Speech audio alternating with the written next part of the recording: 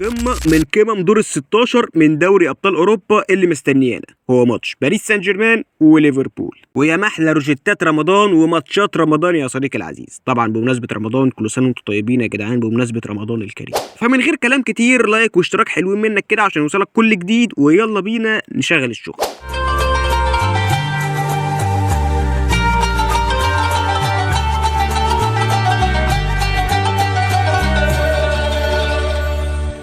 ليفربول وباريس سان جيرمان، الماتش الاول اللي هيكون في حديقة الامراء في باريس. نبدأ بصاحب الارض باريس سان جيرمان اللي بيقدم اداءات قوية جدا، بيكسب سكورات كتيرة جدا الفترة الاخيرة بقيادة الاسباني لويس انريكي. على مستوى خط الهجوم في باريس فحدث ولا حرج يا سيدي، باريس صاحب خط هجوم شامل متكامل بقيادة العائد للحياة من جديد عثمان ديمبلي. اكيد مش عثمان ديمبلي بس، ده غير بقى باركولا، كفاراتسخيليا، وعندك جونزالو راموس وغيرهم كتير من اللعيبه الشباب اللي قايم عليهم مشروع باريس سان جيرمان. غير طبعا خط الوسط فابيان رويز بطل اليورو، عندك فيتينيا، زاير إمري، جواو نيفيس الجامد جدا.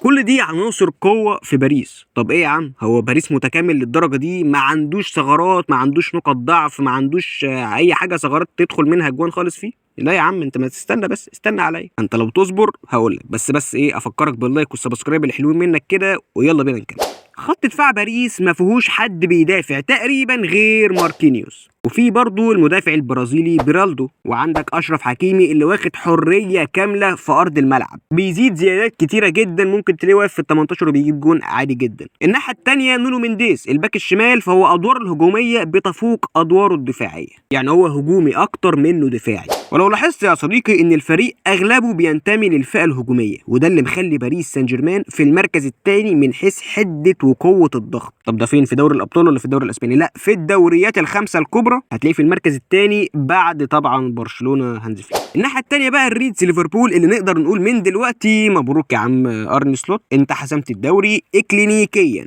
خد بالك اكلينيكيا، بعد ما الفرق بقى 13 نقطة بين ليفربول والمركز الثاني، فمسألة الدوري شبه اتحسمت بالنسبة لليفر. لكن في الماتش مع باريس الليفر هيعتمد على المرتدات، وان هو يستغل ان هو يدور اللعب بخبرة لاعبين ليفربول، لان اغلبية لاعبي باريس شباب ما عندهمش خبرة كفاية في الماتشات الكبيرة. الليفر بقى هيحاول ان هو ما يضيعش فرص تسجيل ويصعب عليه المهمة والماتش. عندك يا سيدي خط هجوم الليفر صلاح طبعا، الايجيبشن كينج محمد صلاح، دييجو جوتا، لويس دياز، كودي جاكبو، داروين نونيز، تحتيهم سوبوسلاي، كيرتي جونز، ماكاليستر. فانت عندك بص كتايب، وكل دول لعيبه خبرات، لعيبه قويه. فاعتقد الماتش ده هيكون ماتش ممتع، من احلى ماتشات دور ال 16 اللي هتتلعب. فبس كده يا صديقي العزيز، ما تنساش اللايك والفولو كده. الحلقه النهارده خلصت، والروجيتا بتاعت النهارده خلصت، لكن لسه في روجيتات تانية وفي حكاوي القهاوي بتنزل في رمضان ان شاء الله، روح تابعها. فكان معاكم احمد خالد، كل سنه وانتم طيبين يا اخواتي. فبس كده، سلام.